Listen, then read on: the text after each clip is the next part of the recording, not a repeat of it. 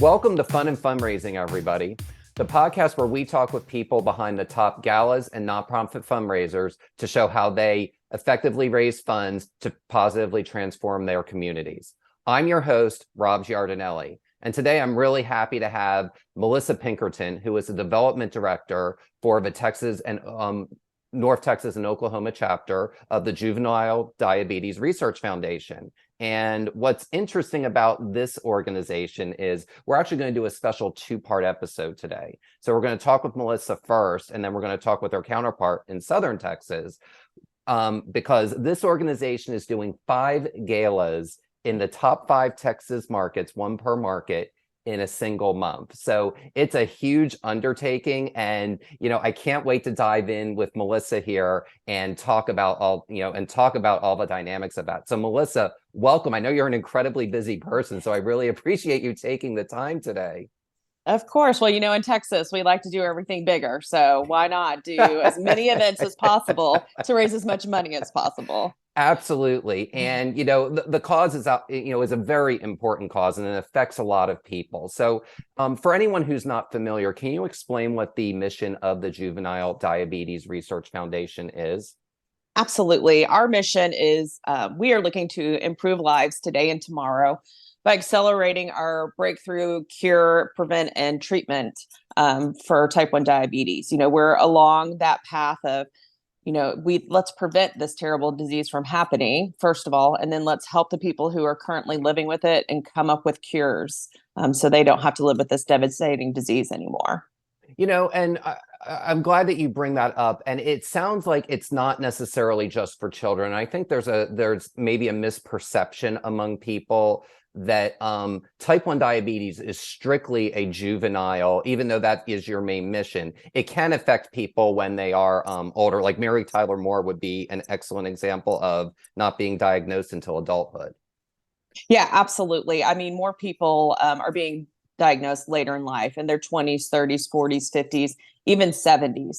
So it is a disease that can affect you at any time of your lifetime. It's so interesting to see how many adults that we're talking to on a daily basis that are newly diagnosed.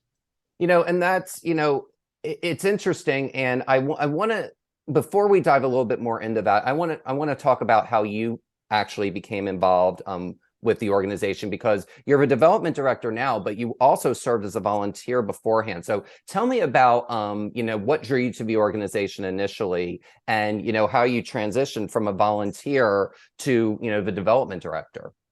Absolutely. It's one of my favorite stories to tell people when I'm talking to them about getting involved with JDRF.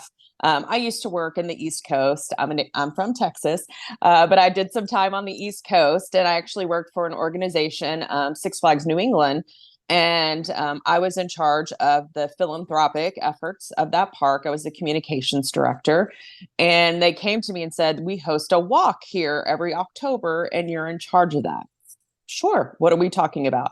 We're talking about JDRF, which I knew nothing about. Type 1 diabetes does not affect my family. Type 2 does. So I am familiar with the disease. So we hosted the walk, and I saw my first walk, and the park is closed in the morning time. So we were able to have people gather in our parking lot, and to see these families getting together with their themed T-shirts, surrounding their loved ones that live with type 1, marching through the park. I mean, it really brought tears to my eyes seeing my first walk. I was really emotionally connected to it from day one. And then my park president and we dug in, and we saw how great JDRF is with the funds they raise. They really do put their money to the mission.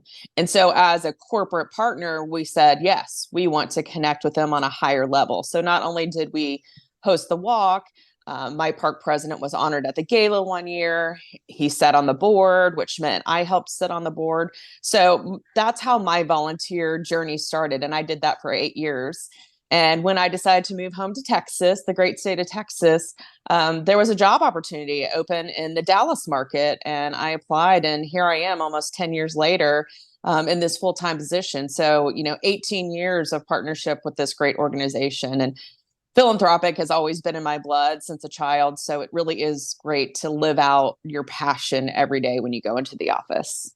That's incredible. And what I really like about that story is that you lived in one part of the country and you moved and you continued with the same organization. I guess my question is, and this is a question that I have just that organically popped up here, but what advice would you give to somebody who's maybe working at a larger organization when they move from one market to another to get them involved? Because sometimes when people do move from one city to another, they may drop off and not volunteer with that organization anymore, even if they are on a national level.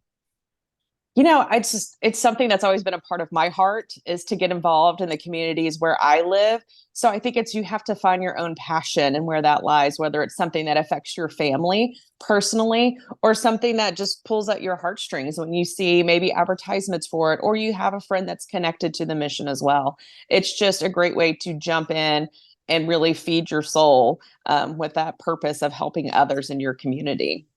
I really love that. And that sounds really great. And, speaking of communities, you've got 2 galas of the 5 that are going on in Texas this next month.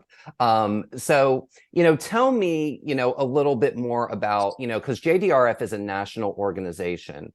In your view, how does JDRF personalize the events so that it speaks to each individual community and chapter that it serves? And I know that, in addition to Dallas and Fort Worth, you've also got a Tulsa chapter, a Waco chapter, you've got other chapters. How do you go about, personalizing that for each individual community? Well, we take a lot of time in curating our events for each of these different areas, and we partner with our gala chairs who really help lead the charge when it comes to these events. And they really help us mold what it should look like for each of our different cities that we partner in. Fort Worth is a little more, I wouldn't say casual, but more fun, relaxed atmosphere. Dallas is very, long dresses, very formal. So we curate each of those events to fit our guests who are coming. And it's interesting that you say that, because that's one observation that I've made over the years about Dallas and Fort Worth is, even though they are in the same media market, they are very, very, very different cities. And I used to live in Tampa, and Tampa and St. Petersburg is also a twin city. And anyone who's lived in like Minneapolis or St. Paul knows that they're very different cities. And just because you're in the same city doesn't mean that you're going to address one part of the community or one side of the city the same way that you may address, another side of the city. So I think it's really interesting that you bring up that point. That's really insightful. I think I was very lucky. I grew up in Arlington. If you're familiar with the area, yes. Arlington is smack dab in the middle of Dallas and Fort Worth. And in Arlington, we go to both Dallas and Fort Worth. So I had a great vantage point of knowing personally how each market differs. And I actually was in the media market for a long time too. So I see the different ways of pitching and knowing your different markets and how important it is to the people that live there, that you're really listening to them and what they want to see at their events. So that's a good question. That's a good point to bring up. What's a piece of advice that you would give somebody who has to address different segments of a community, whether it's within the same city or if it's, a Dallas, Fort Worth, Twin Cities type of situation? Well, I think that's where you have to really lean into your volunteer partners, as well as your boards. We have boards in both Dallas and Fort Worth, and we really lean in and listen to them. And they help curate and tell us what works best in their market. And of course, we look at best practices too across the nation. Maybe not everything applies like perfectly cookie cutter, but we're able to take these concepts and really mold them to the areas where we're at. I love that. And one of the things we talk about on this show quite a bit is about how, I don't want to say there's no such thing as an original idea, but basically you make your own special idea, pulling from best practices from 50 different ideas to create kind of your own special idea. So that's a really insightful point that you brought up. In terms, you were talking a little bit about the board and you were talking a little bit about chairs, earlier.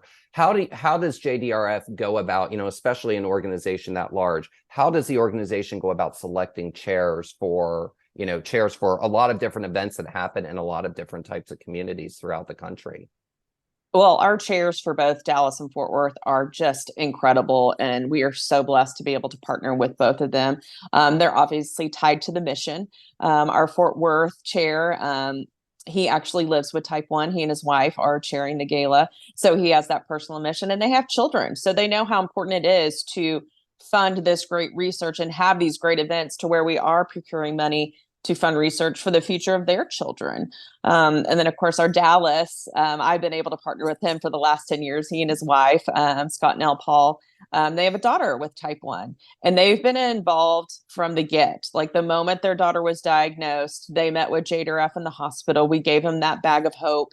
And since then, they've been involved. I've gone to Washington, D.C. with them to speak in front of Congress about the importance of funding diabetes research. To he was chairman of our board, to now they are the gala chairs. And it really is all about in honor of their daughter, Zara, and how important it is for them to fund these great research projects that will ultimately lead to a cure. That's incredible. And you really hit on something on the head, and you talked about it perfectly with both markets. One is, you've got an adult with type 1 and you've got a child with type 1, but you brought up the point that there has to be in many cases, especially when there's a big amount of giving happening, there really does have to be a personal tie and connection. And, in selecting chairs, you've been able to find really good ambassadors who can personally talk about how the organization positively impacts not only their families, but, the future of diabetes and trying to find a cure for it. Absolutely. And these two families are great connectors. Their sphere of influence reaches far and wide. So they're able to reach out and get new people into our ballroom and get the people to return each year. So they really are a great impact as connectors in our community. That's great. And it's important to have, chairs that can really do that and have, I like to say, are almost like octopi that they have to have kind of tentacles that kind of go to various different aspects of the community, because, really you want to make sure that, you're bringing in, because there is no such thing as a fun event if everyone's exactly the same. You have to have different segments of, of your community in to really create something that is fun and dynamic and interesting. So, I talk a little bit about what it's like to plan multiple large events at the same time, because this is pretty concurrent, because they're basically they're only about 3 weeks apart. So what advice would you give to someone that needs to, that's in a situation that they have to do that? Well, something that we've really leaned in on, during COVID, a lot of changes happened with all the different organizations, and we really had to work smarter and be more diligent on how we're spending our time, because we really need to be focusing on the fundraising. Mm-hmm. And so one simple thing that we did is we're applying the same theme to all 4 galas that we're partnering with: Dallas, Fort Worth, Tulsa, and Oklahoma City. And that allows us to be savvy with our creative. It's all the same. All we have to do is go in and change some of the copy. With our decor, we're able to transport and just have the same look and feel and consistency with all of our galas across the board, which really helps us with time management. Absolutely. In addition to that, what I love about the template piece is that you're saving money by pulling all of your resources from all the markets together. And it sounds like, based on what we were talking about in the green room before we started recording, the organization has shifted, because of COVID a little bit. Would you be able to just elaborate a little bit on how JDRF, basically how it's evolved from 4 years ago to today, and how you're structured in your community? Sure. Like every organization and corporation across the globe, there's been a huge shift and transition on how we're working. Prior to COVID, we had a Dallas chapter, a Fort Worth chapter, an Oklahoma City chapter, a Tulsa chapter. So we had chapters everywhere. Well, what we've done during COVID is we've streamlined a lot of our processes to where we are now combined as one, what I like to call a super chapter. So we are the North Texas and Oklahoma chapter. So we are now serving Waco all the way up North Texas, all the way through Oklahoma. And we really streamlined a lot of processes to make us more efficient and doing things like sharing gala themes and sharing walk themes. Walk is another pillar that we work on. It really has helped streamline our process to where we are able to be out fundraising and making more dollars for the organization. That's really cool. And can you elaborate a little bit more on, are there any different approaches that you have to take with a smaller market like a Waco or a Midland or a Tyler or an Amarillo versus a Dallas, a Fort Worth, or an Oklahoma City? Sure. Yeah. So we actually just hosted an event in Waco this last Friday. And that is just a smaller themed party. It was in a house, a personal house, with our great chairs. One of them, who is an adult living with type 1, hosted it in their house. And our chair, we had two sets of chairs, and the other had a child with type 1. So it was that great combination of an adult and a child living with type 1. And they invited their friends, family, and local corporations. So it was a smaller, more intimate event. Sometimes they call them parlor events. But it was food, it was celebration, it was entertainment. And of course, we had an endocrinologist come in and talk about the great advancements in research and why it is so important to still give to JDRF and what we're doing with this money that you give. That's cool. So it's like it's almost like you took elements, what you were talking about with the Fort Worth Gala and the Dallas Gala, and you put it basically in a single space to allow really for a broader range of humanity to really kind of be seen and reach within a smaller space, but it also allows for that more personal touch and a deeper connection. And I know that we were talking in the green room about the larger markets. You actually do kickoff events. Do you want to elaborate a little bit on, how that really helps propel and make a great gala, on the main night? Absolutely. We're hosting two gala patron parties coming up here for both Dallas and Fort Worth galas. And what that is an opportunity to bring in our sponsors as an early thank you for their support, and also bring in prospects. Who wants to learn more about JDRF? Who has a connection to type 1? Who might be interested in your community of getting involved? So it's kind of a showcase of who JDRF is. We have a few great speakers that come up and talk about the organization. We'll bring in a doctor, an endocrinologist, to talk about the advancements that have been made and the care that is taken for type 1s, and just how much of a better life they have now, Right. while we still work towards a cure. So these parties are meant to be fun, exciting, engaging, and get people geared up for the awesome event that we're going to throw in April. Exactly. And it's one thing to just, you want to make sure that you're keeping people engaged. It's not necessarily that you want to throw 5 of those. You just want to throw one, right, to really kind of kick it off, give people their marching orders. Like you said, bring, new prospects in, whether it's a corporate sponsorship or a table sponsorship, or even, an auction item, whether it's for a live auction or a silent auction or anything between. So that seems like it's a really effective way for you to not only nurture, but also acquire, is what I'm hearing you say. Absolutely. And we also invite some of our newly diagnosed families that are just new and in this world of shock, on this new journey that they're on. So it really gives them that sense of community. And that's what JDRF is. We're a sense of community. We're the best club that you never want to be a part of. We're that warm hug for your family. I mean, here in Dallas and Fort Worth, we're meeting you in the hospital. We're giving you this bag of hope. We're letting you know that we can set you up with a mentor, a family that has a child of similar age to get connected with, or an adult. So it really is that warm hug of community that we want to give at these events and at our galas and all throughout our journey with these new families. The sense of community is really important. And, the wonderful thing about a gala is it's a night, it's a celebration, but it's also a way to raise awareness to a cause and really kind of create and foster that community. And I'm sure you've seen over the years, new friendships, lifelong friendships form based on going to these types of events. Do you have any, examples of anything that you've remembered or recalled over the years where, something really magical started as a result of one of the galas that you hosted? Well, there's probably several examples that I can bring up, but one thing I do want to highlight, you talk about friendships and connections. We have a JDRF Youth Ambassador program that we are so proud of here in our North Texas, Oklahoma chapter. And these youth ambassadors are trained. They go through a class and they are out speaking to the community about living with type 1 diabetes and what that means and what their support means to them and how we continue. So we bring these youth ambassadors to our galas and all of our events every year. They have these great sashes that say, I'm a JDRF youth ambassador, and they wear them proudly. And they go around and they greet our guests and they steward our guests. They thank our sponsors.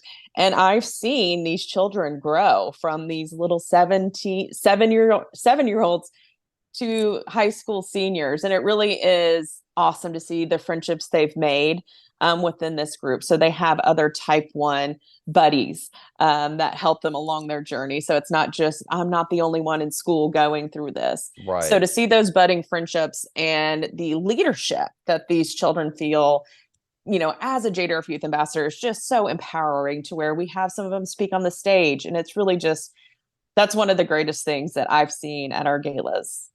Yeah, and it's important that ambassadors are there to really kind of showcase what the organization, what the end result is.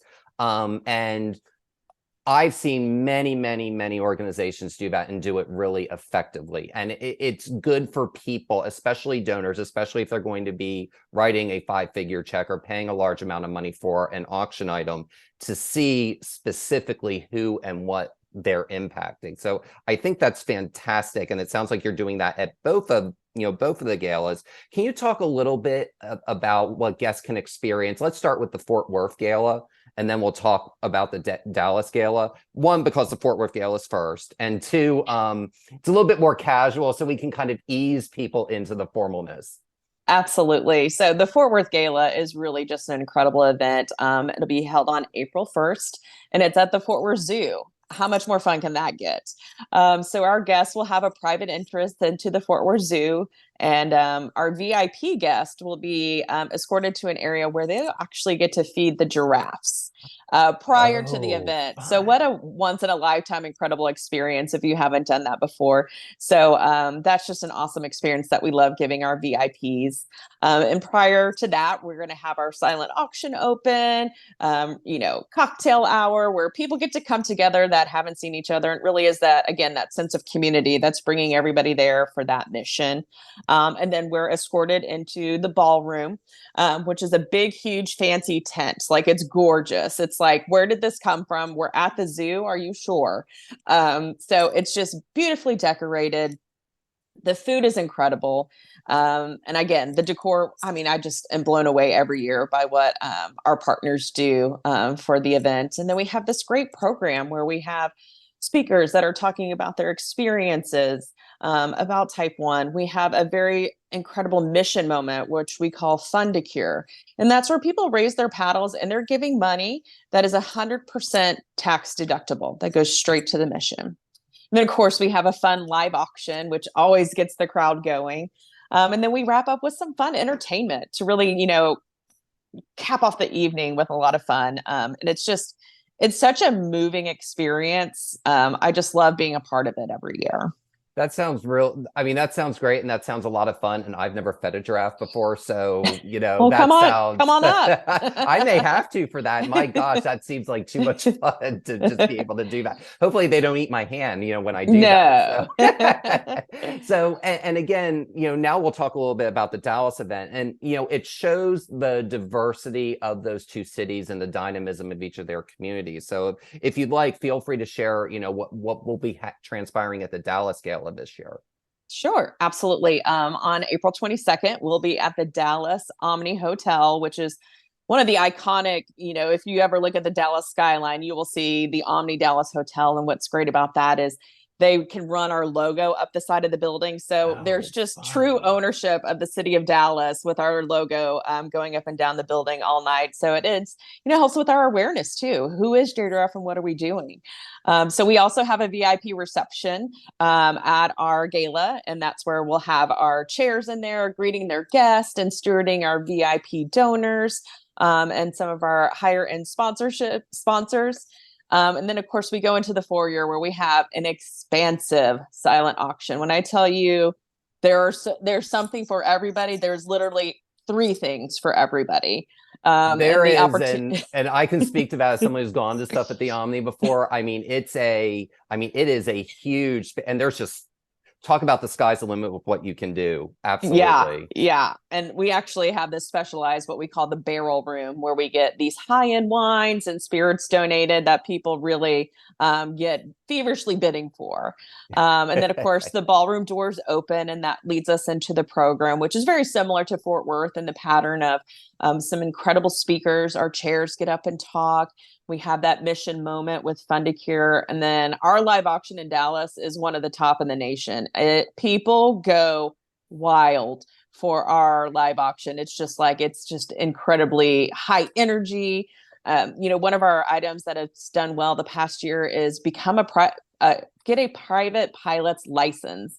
So one of our That's a good incredible board one. members owns Stature Aviation, and he donates flight lessons to where you can earn your own pilot's lessons. And let me tell you, the bid cards go flying for that, to where we sold it twice.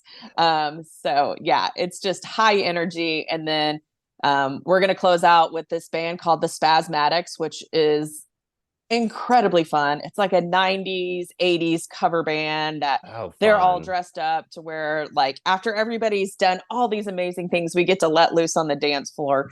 So, I mean, again, it's the longest day of the year, but it's truly the best day of the year. It's fun. And then you go to bed and you don't wake up till Monday morning. So exactly. You have to hibernate for 24 hours afterwards. So, except for there's all the cleanup afterwards. Oh, so, yeah, there's that too. Yeah. So I want to bring up something that you brought up when talking about the auction, and that is selling a package twice. So, Yes. talk a little bit about that for someone who may not be familiar with that, because that's something I've seen many, many times over the years, how you go about doing that and deciding what can sell twice, and, what determining a threshold for a dollar amount for that and those types of things. So yeah, it's a great strategy, and we pair it differently for each of our live auction items that we are, putting into the hopper for potential selling twice. And what we do with that is we obviously want to double our money of the actual value of the item, and then we speak to the donors and say, hey, if we reach this certain cap, so for this private pilot's license, we said if we hit $25,000, do we have the opportunity to sell it twice? And it is up to our donor, Stature Aviation, to say yes or no. And we have these conversations well in advance because that is a huge commitment from them. I mean, that's, money that they're putting in, but it's also great advertising for them as well. So we have those conversations prior to the gala, and we talk to our auctioneer. We have one of the best auctioneers in the system who we partner with, and we know ahead of time, if we hit this level, I give him the go sign, and he says, all right. And then he talks the bidder up, who may be like 2,000 off, saying, hey, come on, for 2,000 more, we're going to double this offer, and we're going to raise $50,000. So it really is about setting those expectations early, talking to your donors, and then connecting with your auctioneer and making sure everybody's on the same page, so there's no stuttering in the ballroom while that part of the program's going on. That's really fantastic advice, and really a good way for an organization to really double their money on certain items that are really popular. So the last question is, just talk a little bit about what specifically from these two events, and really all your galas, what exactly do the funds raised go towards? So our funds raised go to research. There's so much incredible research that's happened in just the last 10 years. And we're lucky to have some research projects happening here in Dallas. But all of that money pooled from all of our events across the nation fund the incredible research projects. We have a great board of directors that in our national office that disseminates the money to these specific research projects, in partnership with doctors and everybody that they're working with to decide where these funds should go. And it really is, there's so much incredible research. That's why we have to continue to raise the bar and raise the, funds at each of our events, because there's so many great opportunities happen that JDRF needs to be funding. That's incredible. And it's good. It's great for people to know what the money is going towards, especially with larger donors. You want to make sure that you're clearly conveying that. And Melissa, I just want to thank you so much for being a part of this today. This was really a great conversation for people to understand really how community dynamics come into play and how you've got to really speak and listen to your community, your community. So I really appreciate your time. Well, I had a wonderful time, and thank you so much for allowing us to be a part of it. And gosh, come check us out. We have some great events happening up here in North Texas, and we'd love to have y'all there. Oh, I would love to be a part of it. So I will make sure to check my calendar for sure. So the Juvenile Diabetes Research Foundation Fort Worth Gala is on April 1st, 2023 at the Fort Worth Zoo. And the Juvenile Diabetes Research Foundation Dallas Gala is on April 22nd, 2023 at the Omni Hotel in Dallas. For more information, visit jdrf.org/North Texas, Oklahoma. And again, Melissa, thank you so much for the time today. Awesome. Thank you. And this is Rob Giardinelli signing off for the first part of the special two-part podcast episode. You can find me on Instagram at Fun and Fundraising. And the second part of this podcast will start right now. Welcome back to Fun and Fundraising, everyone. This is the second part of a special two-part episode where we're talking with members of the Juvenile Diabetes Research Foundation in the state of Texas, who are putting together 5 different galas in the top 5 major markets in Texas throughout the month of April. And today, and for the second part, I'm really happy to have Amanda Mounts, who is a market director in the South Texas region, to talk about the 3 galas that are happening in Austin, Houston, and San Antonio, respectively, throughout the month. Amanda, welcome, and thanks for joining us today. Thank you so much for having me. Very happy to be here. Well, let's start, my pleasure, and let's start by talking a little bit about, what the mission of the Juvenile Diabetes Research Foundation is. Absolutely. So JDRF, we are the #1 global organization that funds type 1 diabetes research. And on the way, we want to impact lives, right? So the goal is to impact lives and have our type 1 diabetics live longer, healthier lives until a cure is found. That's great. And speaking of, when we were talking in the green room before, you have a very personal story in terms of how you've been involved in the organization. Would you care to kind of elaborate that really it's a lifelong thing for you? Yeah, absolutely. I don't know a life without type 1 diabetes. My mother was diagnosed when she was 9 in the 1970s. And so type 1 diabetes in the 1970s looked much different than it looks today. We've come a very, very long way in terms of technology and growing up. Like I mentioned, I was around it all the time. But my mother always told me that testing your blood sugar at home was new when she was pregnant with me. And she attributes that advancement in technology to a healthy pregnancy. So I like to say I literally would not be here without JDRF funded research. So it's a very, very personal cause, something that's close to my heart. That's great. And, if I understand it correctly, it's while in some families, there may be only one person with JDRF. It's not necessarily the case, in your case, and there can, in certain instances, be a genetic component about that. Do you care to elaborate a little bit on that?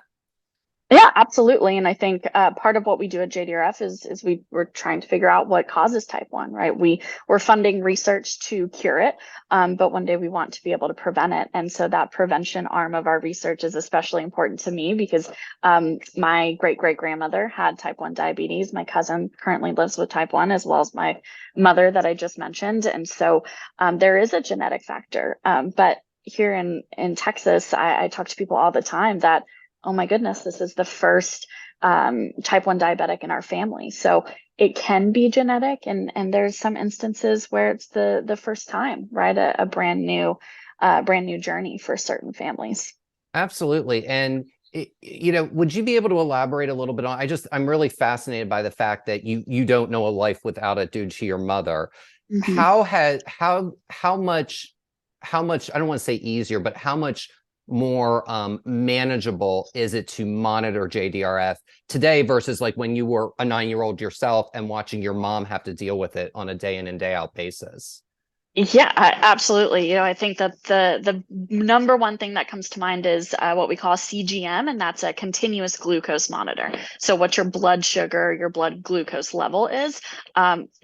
my mom used to have to prick her finger to know what it was. Today, if people watched the Super Bowl and they saw Nick Jonas, who's a type 1 diabetic, advertise the Dexcom CGM, and that will tell you your blood sugar level in real time, right? And not only that, but it'll tell you what way you're trending. Are you trending up? Are you trending down? Are you good to go?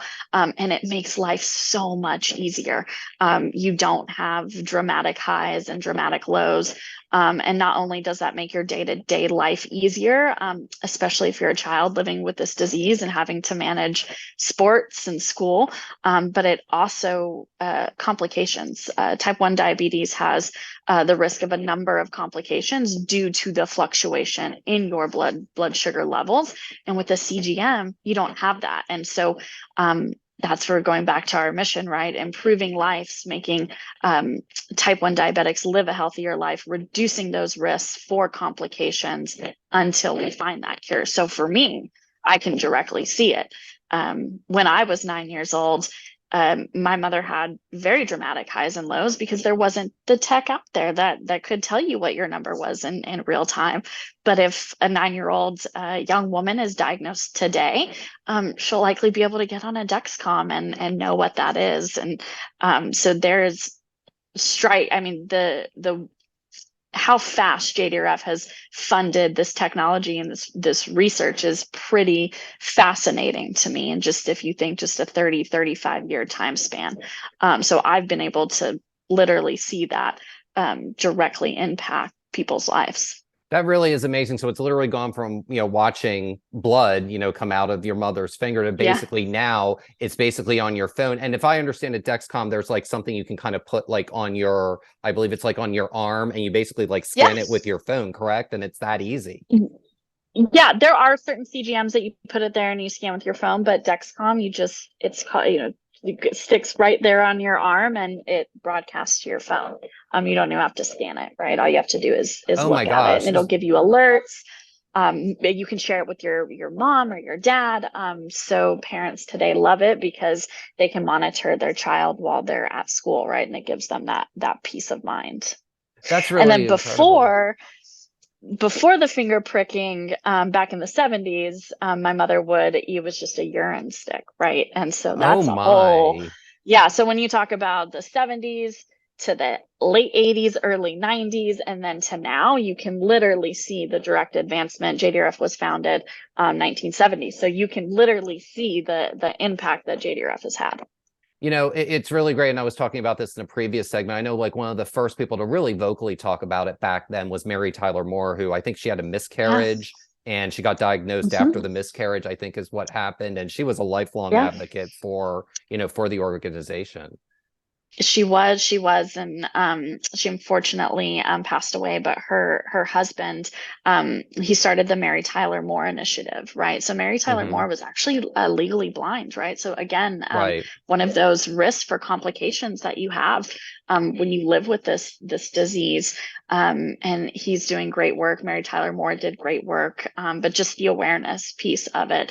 But I remember growing up and have very fond memories of Mary Tyler Moore and watching that show, the Mary Tyler Moore show, and just she's an inspiration, I think, to a lot of young women in particular, right? That you can thrive, you can live with type 1, but you can also thrive. And so she was a great example of that. And through her legacy, we're still continuing to fund research. And like I said, Mary Tyler Moore Initiative, which is very specific risk complications that have to do with vision and blindness.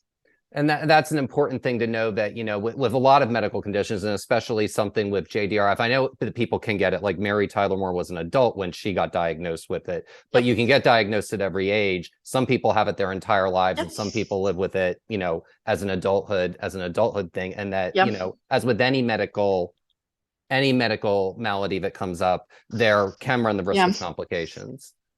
Absolutely. And I don't know what I would prefer, right? Do you want to be diagnosed as a child and then you don't know a life without type 1, or an adult and get your childhood, right? I think some people that are diagnosed as adults have said, Amanda, I just wish I was a child, because then I wouldn't know better, and now I Yeah, do I know better. understand. So it's kind of, a Yeah. toss up. So I understand that. And, it's really great to hear you talk so passionately about it and speak from a place of knowledge. Really, is something that's been a part of your daily life the whole time. And, from there, let's talk a little bit more about, the events that are coming up in this next month and all that. And, one thing that I think would be interesting to know in your view is, so you've got, galas coming up in Austin, Houston, and San Antonio. And those three cities are very different from each other. And, it's funny because people are like, Austin and San Antonio are going to become one big super city probably in the next 20 years,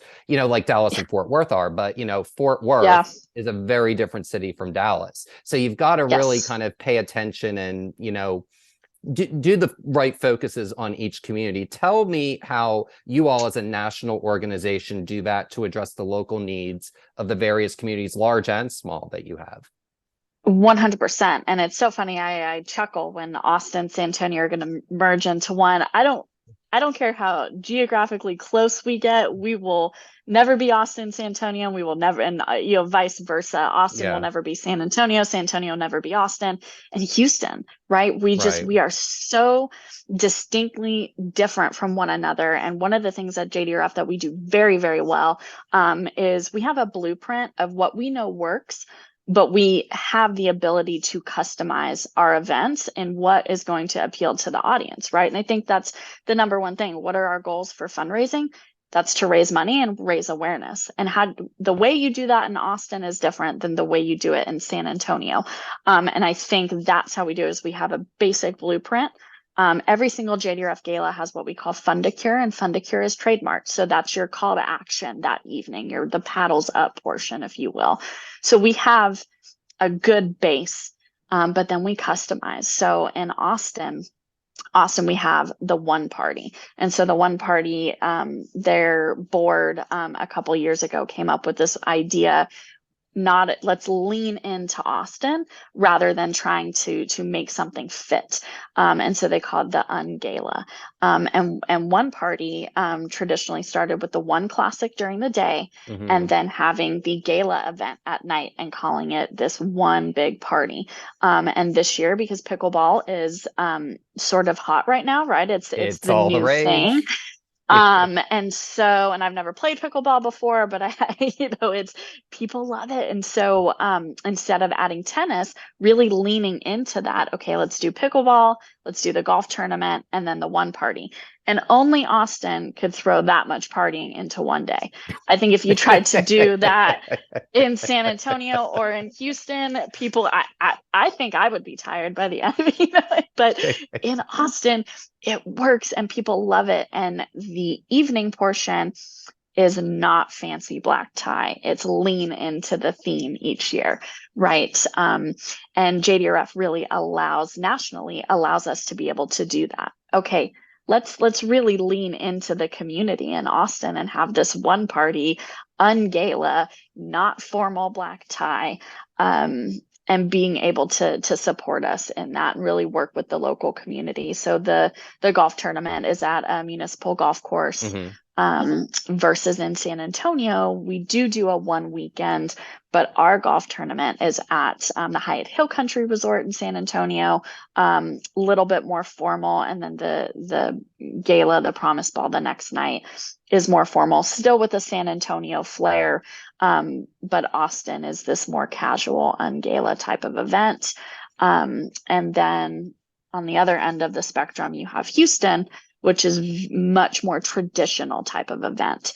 And to further elaborate down to our script and our programming, we probably have a lot more joking going on in San Antonio, a lot more lightheartedness, a lot longer of a program, because traditionally the galas in San Antonio are a little bit longer, and Houston's a little bit more formal. And Austin is not. So we literally have it across all ends of the spectrum, just these very different, but also very much the same events. You still get that same JDRF feeling, but customized towards the audience. So that's kind of how we do it in Southern Texas. And I think we do it really well.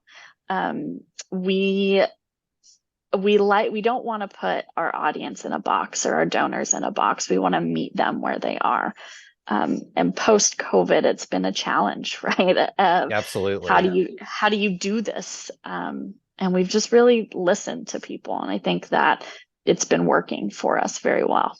Yeah, and I know as an organization, we talked about this in the first segment, that in Dallas, it was like a bunch of local chapters, and then they wound up kind of merging everything together, and it was North Texas and Oklahoma before you knew it, all because of COVID. So it's, people have really had to pivot, and it's almost like, you have multiple personalities, and you've got to figure out who you are before with who you are now, with this thing that really affected every single human being on the planet in one way or another, differently in some ways, similarly in another. So it's really interesting to see how that's had to evolve with COVID. Absolutely. And not to get too in the weeds, or but even down to raffle, right? And raffle laws, and what we can and can't do as a national organization. But having, you said, North Texas, Oklahoma, Fort Worth, Austin, San Antonio, Corpus Christi, we've got a great type 1 diabetic community all the way out to Uvalde. How do you manage all of that in this combined, like you said, I like that multiple personality world? So I think some of it is you just figure it out as you go. Well, and with COVID, I think everyone kind of had to do that. And it definitely feels with events that I've noticed, going since COVID restrictions have lifted, there's definitely more, risk is the wrong word, but there's definitely more of an openness to thinking outside of the box and just trying new and innovative things. And I think having a pickleball tournament is the perfect example of that. That may not have been something someone may have been like, okay, let's try to do this hot new thing. And in Austin, where a lot of it's about hot new trends, that makes a lot of sense to do that. Yep. Yeah, absolutely. And the one party in Austin last year raised over $3.6 million. And so the Austin community rallies around JDRF. At JDRF, we don't pretend like we're something that we're not, right? And I think that it's been really fun to see, and that's one of the most successful. I think in each city, we're definitely Fort Worth, Dallas, San Antonio, Austin, Houston. We definitely compete with a lot of other nonprofits, but in terms of fundraising, we're up there in each of those cities. But I would say in Austin, most definitely, $3.6 million gala. It's hard for other nonprofits to compete with that. And I think it's because the community has just leaned in and had fun with it. And that's what that event is all about, is fun and partying for a good cause. And so it's been really neat to see that come together and to emerge out of COVID. But even still, I will say, in San Antonio, the San Antonio community probably would have had a large gala in 2022, but as a national organization, we decided to keep it virtual. Or I'm sorry, in 2021, we decided to keep it virtual until 2022. So, but Houston was okay with virtual. So I think that was another challenge through COVID that we had to manage, because San Antonio would have thrown a huge type of, there were nonprofits all around town. But Houston was, no, absolutely not. Let's stay virtual. So we had to manage all that and figure out, okay, how do we then do virtual? And now it's, okay, how do we shift from virtual back to in person? So, Amanda, you did an excellent job really kind of explaining the differences between the three cities. Tell me how I think that's a good segue into the next part of the conversation. And that is, $3.6 million is a really effective amount and a great amount of money to raise. And in order to do that, you need effective chairs. Tell us about how you select chairs that really allow for that type of amount of money to be raised, because you're not getting that from one box. You're getting that, I think I used the octopus effect when I was talking with your counterpart earlier, that you really need to be able to reach into multiple tentacles in the community to raise that amount of money. Yes. Yeah, and that looks different in each city, right? So if you're talking about Houston, which is a huge, huge city, you have to have those tentacles to reach out into different societies, different groups, right? If you're talking about San Antonio, that pool is smaller and smaller and smaller. Austin maybe a little bit bigger, right, than San Antonio is. So it's different in each city, but we have a great org chart, what we call, and chair, co-chair, and chairs for each entity, and really looking at that. Okay, how many of our tables were corporate? How many were social? Do we need a social chair? Do we need a corporate chair? What type of committee? And that we really just sit down and build out. We have a basic org chart, but we build it out each year based on what the participation was the year prior. And we select and we go from there. But we have a chair for everything. So that's smart. That's how it works for us. Light hands, or many hands make light work, right? Is what we like to say. Or we in San Antonio, and I'm a big sports person, deep in the bench, right? We've got a strong bench. And that's, sometimes it can be difficult as a nonprofit professional to manage multiple committees and personalities, but it's really worked. The more people you have, the more arms you have reaching out into the community. And I love that saying because it's really true. And that's how we build it out. But also, one of the things that has really worked well for us is having that succession plan. So like, you're having every year, by the time 2023 event is happening, having the venue and the date and your chair for next year selected, and just getting in the habit of knowing who the next person in line is, right? So I think that that's also how we select chairs as well, is making sure that we're always having the next person in line is always right there and involved.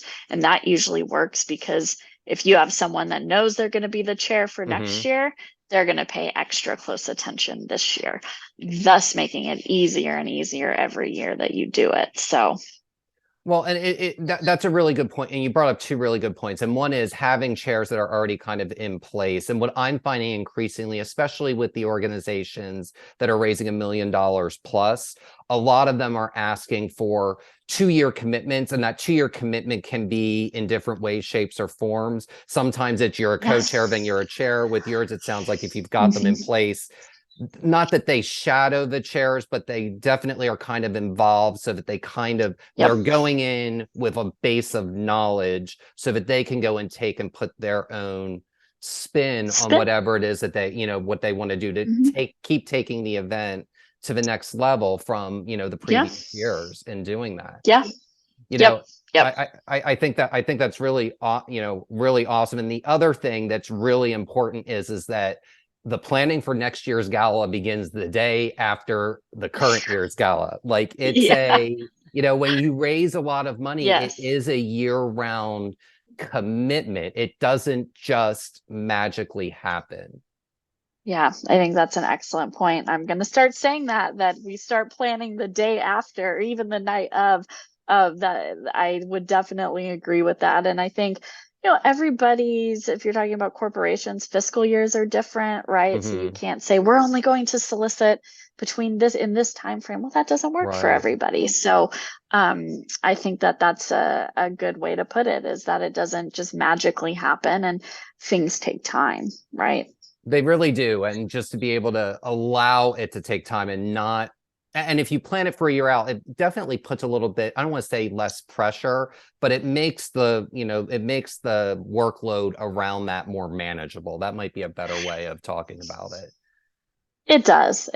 And we joke in South Central Texas, right? We have to have a certain amount of chaos in order to feel like we're thriving, right? Because that's just how it is, right? If you're in fundraising, you love it, right? You love that chaos a little bit. But if you can make it less stressful, chaos and stress are two totally different things, right? We love a little bit of the chaos and the sort of the high that you get from putting on these types of events, but anything to make it less stressful, I'm always all for. And I think that just goes back to planning.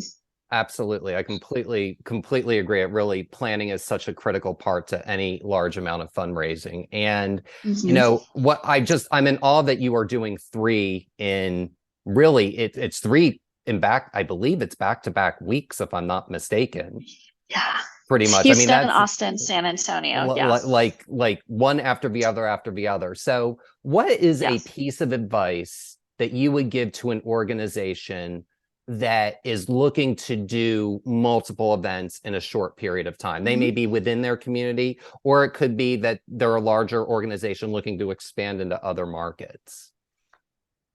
Yeah, I think my number one thing to say is have roles and responsibilities. Have your org chart internally, externally with volunteers. Identify your roles and responsibilities out the gate, right? Even down to the little things like who's going to do social media and our emails leading up and the day of. I mean, define everything so that everybody on your team, whether it's your staff or your volunteers, you know the full scope of what each individual, what their cog in the wheel is, so that you can get moving. That would be my number one thing. And I think that's the way Southern Texas is able to execute three, right? We're not just crazy. We were able to do it because everybody has their role, and then be able to let go of that, right?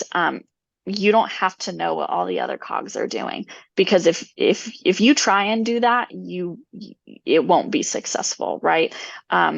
You can't have a 30,000-foot view on. Not everybody can have a 30,000-foot view.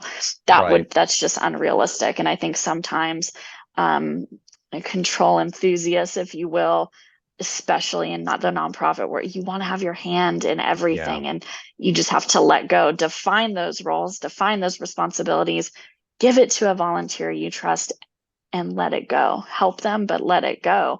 That's how we're able to do three back to back to back, is clearly defining that. And then once you define that, you have your plan, and then you execute.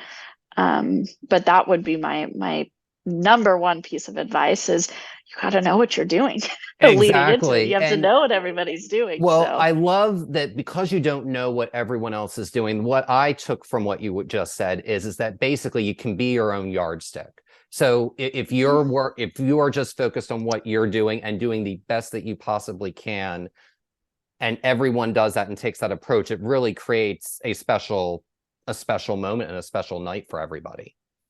Yep, absolutely. And, the person that manages the silent auction, they literally, quite frankly, don't have the capacity to know all of the other logistics happening, right? So let people own things, let go of it a little bit, because if you try and control everything, you can't be 10 places at once. I know we want to be, but in order to do things 100%, you have to pick those things, identify those things, and do them to your full capability, instead of spreading yourself too thin. And I think that in this post-COVID world, that's where burnout happens, right?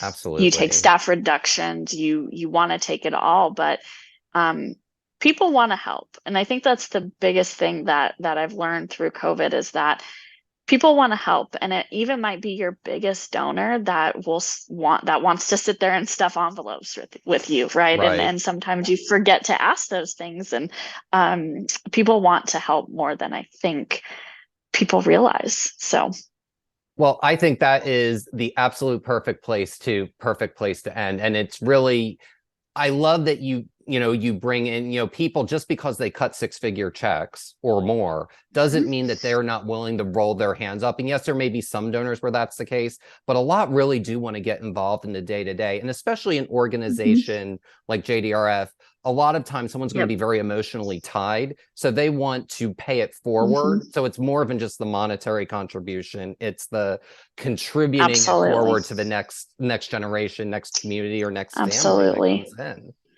Absolutely. That's where the magic happens, right? Is in those those moments of stuffing envelopes or organizing auction items. That's where all the magic comes together. So absolutely. Well, Amanda, I can't thank you enough for being here today and sharing about these 3 great events that are coming up. I know you're incredibly busy, so I really appreciate you taking the time today. Well, no, thank you so much. And I'm happy to be on your podcast anytime. I'm very thrilled and honored. Absolutely. So the Houston Promise Ball is on April 15th, 2023 at the Hilton's Americas in Houston, Texas. The One Party 2023 is on April 21st or 22nd. Friday Friday the 21st, 2023 at the AT&T Hotel and Conference Center in Austin, Texas. And the San Antonio Promise Ball is on April 29th, 2023 at the Hill Country Resort and Spa in San Antonio, Texas, all of which benefit the Juvenile Diabetes Research Foundation. For more information, visit jdrf.org/Southern Texas. And again, Amanda, thank you again for the time today. Thank you. And this wraps up this special edition of Fun and Fundraising. You can find me on anywhere you find your podcast or on Instagram at Fun and Fundraising. Additionally, you can find me at my website, godiningfordollars.com. This is Rob Giardinelli reminding you, keep it fun, keep it interesting, and your guests will have a great time. Have a great day, everyone, and take care.